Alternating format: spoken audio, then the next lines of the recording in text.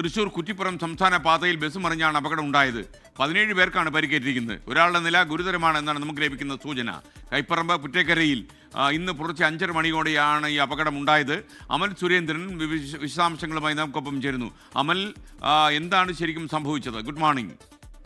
SKN രാവിലെ 5:30 കൂടിയാണ് ഈ ഒരു അപകടം കൈപ്പറമ്പ് പുറ്റേക്കര ഭാഗത്തെത്തിയ ബസ്സിന് ഉണ്ടാകുന്നത്. ഏതായാലും ഈ ഒരു അപകടത്തെ തുടർന്ന് 17 പേർക്ക് പരിക്കേറ്റിട്ടുണ്ട്. ഈ അപകടത്തിൽപ്പെട്ട 17 പേരെയും ഇപ്പോൾ തൃശ്ശൂരിലെ സ്വകാര്യ ആശുപത്രിയിലാണ് പ്രവേശിപ്പിച്ചിരിക്കുന്നത്. ഇതിൽ ഒരാളുടെ നില ഗുരുതരമാണ് എന്നൊരു വിവരം പുറത്തു വരുന്നുണ്ട്.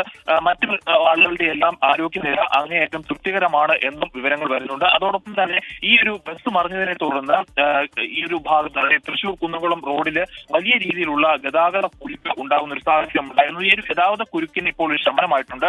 ബസ് ക്രെയിൻ ഉപയോഗിച്ച് റോഡിൽ നിന്ന് മാറ്റിയതിനെ തുടർന്നാണ് ഗതാഗത കുരുക്ക് ഒഴിഞ്ഞുപോയിരിക്കുന്നത്. ഏതായാലും ഈ ഒരു അപകടത്തിന്റെ കാരണം എന്താണ് എന്നത് പ്രാഥമികമായിട്ടുള്ള അന്വേഷണങ്ങൾക്ക് ശേഷം മാത്രമേ മനസ്സിലാക്കാൻ സാധിക്കുകയുള്ളൂ. ഏതെങ്കിലും ഡ്രൈവറുടെ ഭാഗത്തു നിന്നുണ്ടായ ഏതെങ്കിലും പിഴയാണോ, അല്ലെങ്കിൽ റോഡിലുണ്ടായ ഒരു പ്രശ്നമാണോ, അല്ലെങ്കിൽ വാഹനം കുറുകെ വന്നതാണോ എന്ന കാര്യങ്ങളിലെല്ലാം കുറച്ച് വ്യക്തത വരേണ്ടതുണ്ട്. പ്രത്യേകിച്ച് മഴയെല്ലാം തൃശ്ശൂരിൽ ഉണ്ടാകുന്ന ഒരു സാഹചര്യമുണ്ട്. ഇന്നലെ ഓറഞ്ച് അലർട്ടായിരുന്നു. അപ്പോൾ മഴയുടെ ഏതെങ്കിലും പ്രശ്നമാണോ ഇത്തരത്തിൽ ബസ് മറിയുന്നതിലേക്ക് നീങ്ങിയത് എന്ന കാര്യത്തിലും വ്യക്തത വരേണ്ടതുണ്ട്. ഏതായാലും ഒരാളുടെ നില.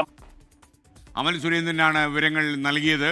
ലോകത്തെവിടെയായാലും ഏത് സമയത്തും 24 വാർത്തകളും ഓഗ്മെന്റഡ് റിയാലിറ്റി പാക്കേജുകളും എക്സ്പ്ലെയിനറുകളും വിശദമായി കാണാൻ ഞങ്ങളുടെ യൂട്യൂബ് ചാനൽ നിങ്ങൾക്ക് സബ്സ്ക്രൈബ് ചെയ്യാം.